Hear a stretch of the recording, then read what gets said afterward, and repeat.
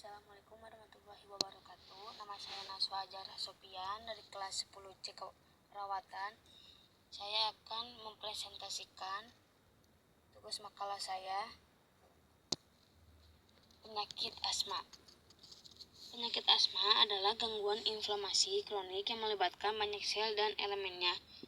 Inflamasi kronik menyebabkan peningkatan hiperresponsif dan jalan napas yang menimbulkan gejala episodik berulang berupa menggi, sesak napas, dada terasa berat, dan batuk-batuk, terutama malam atau dini hari. Asma merupakan suatu penyakit obstruksi paru-paru yang didapatkan pada pasien usia muda. Penyakit ini berkaitan dengan hypersensitif dan hiperreaksi dan dari trakea dan bronkus yang menyebabkan kesulitan respirasi akibat spasma bronkus dan produksi mukus yang meningkat.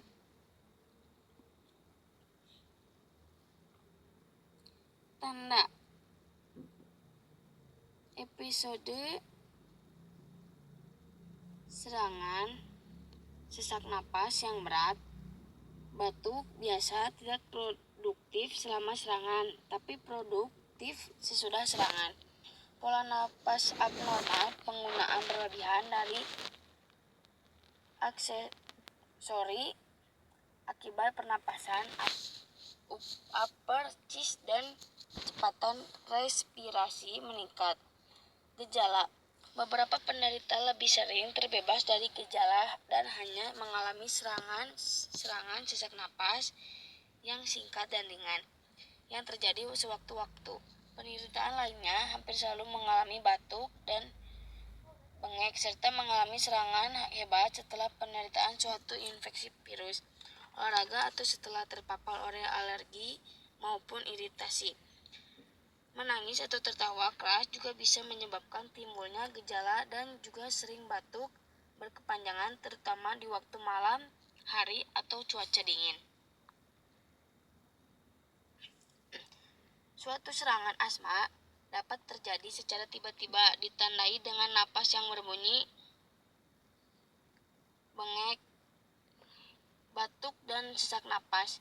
Bunyi menggi terutama terdengar ketika penderita menghembuskan napas.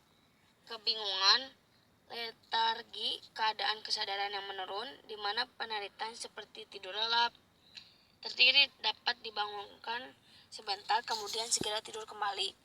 Dan sianosis, kulit tampak kebiruan, merupakan pertanda bahwa persediaan oksigen penderitaan sangat terbatas dan perlu segera dilakukan pengobatan.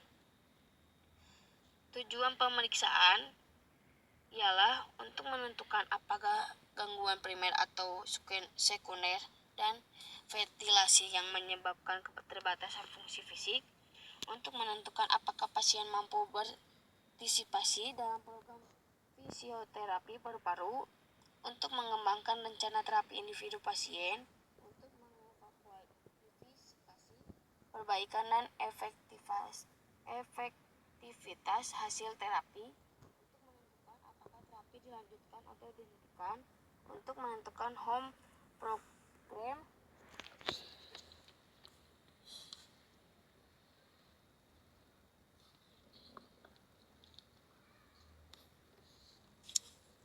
batuk efektif. Batuk merupakan suatu gerakan refleks untuk mengeluarkan benda asing atau sputum dari dalam saluran pernapasan. Dalam latihan batuk harus dilakukan dengan benar, yaitu dengan pengembangan daerah perut dan pinggang secara perlahan-lahan yang bertujuan untuk pengisian udara pada daerah bronkiolus tanpa menyebabkan sekresi tersebut terbawa masuk lebih dalam pada saluran bronkiolus. Kegagalan pernapasan. Kegagalan pernapasan terjadi ketika tingkat oksigen dalam darah berkurang ke tingkat yang membahayakan atau tingkat karbon dioksida yang meninggi ke tingkat yang membahayakan. Sekian dan terima kasih. Wassalamualaikum warahmatullahi wabarakatuh.